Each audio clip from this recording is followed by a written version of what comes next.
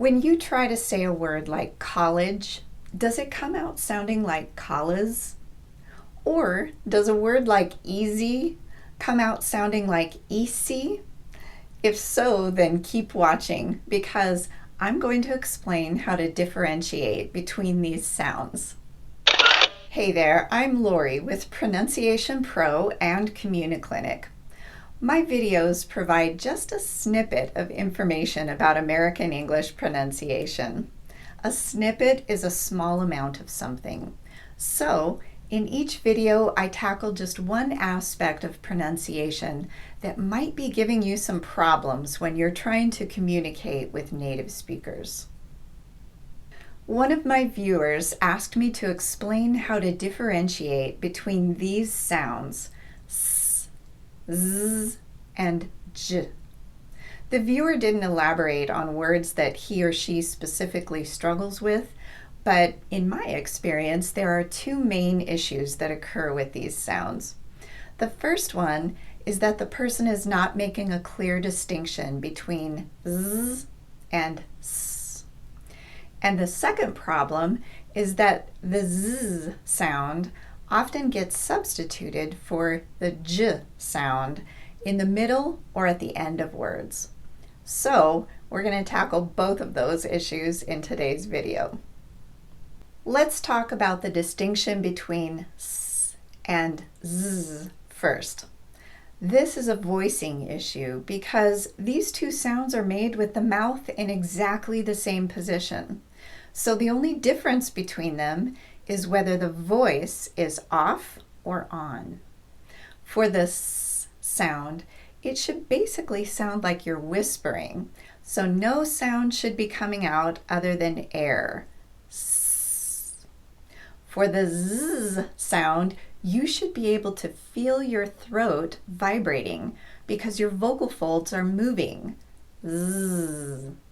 Something that adds to the confusion with these two sounds, though, is that the z sound is often represented by the letter s in the spelling. However, here's a basic rule that will help you out about 80% of the time. In the spelling of the word, if an S comes after a voiced sound, so a voiced consonant or a vowel, it will usually be pronounced as z with your voice on. For example, fills. The L is a voiced consonant, l. So the S will be pronounced z, fills. Here's another example, runs. Again, N is a voiced consonant, n, so the S will be pronounced z, runs. Now, in season, that second S occurs after a vowel. All vowels are voiced, so the second S will be pronounced z, season. Let's look at another example, these. Again, all vowels are voiced, so the S in this word will be pronounced z, these. Now, if the S occurs after a voiceless consonant, then it will be pronounced s. For example, hats. T is a voiceless consonant, t. So the S is pronounced s, hats. And here's another example, likes. K is a voiceless consonant, k. So the S will be pronounced s, likes. Now, the reason I told you that this rule works about 80% of the time is that, of course, some words are going to break this rule.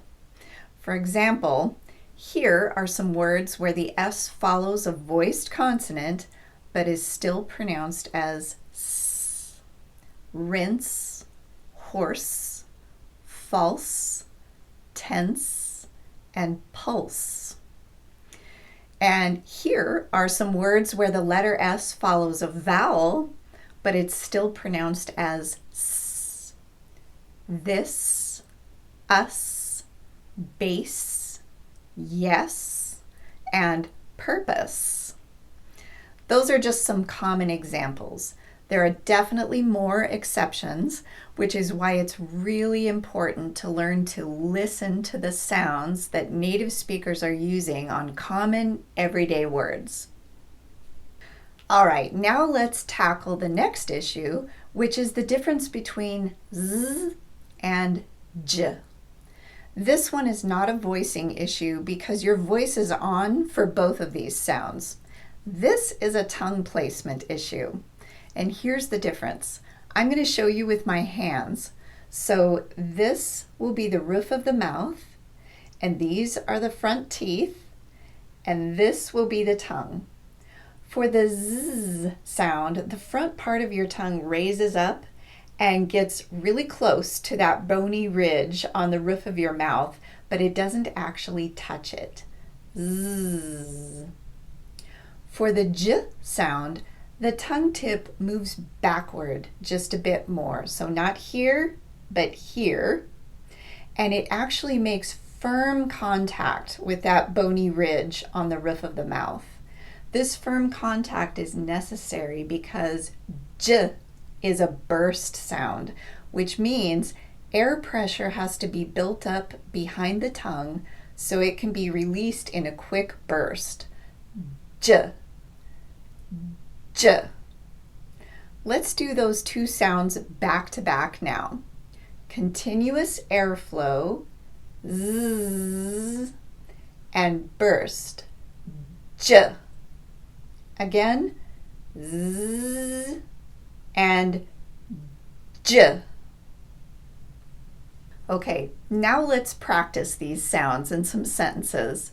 Make sure to hit the pause button after I say a sentence and try to say it exactly the way I did. I'm going to say the target word slowly so you can really hear how it should sound. Ready? Here we go. He manages a restaurant. I like the design of that building.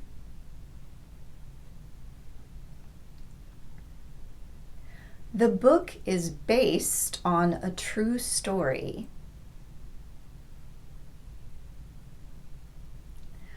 Which college do you want to attend? I'm going to visit my mom and dad.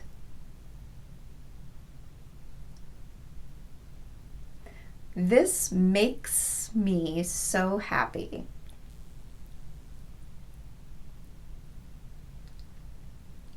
She changes her mind a lot.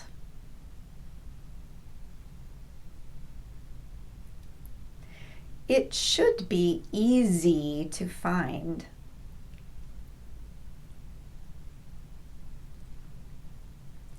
He will meet us by the entrance.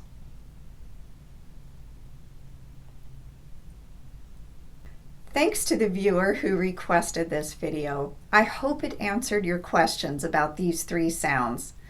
Don't forget to really work on honing your listening skills so you can determine which sound native speakers are using when they say words that you use on a daily basis. In the meantime, happy practicing, and I'll see you in my next video.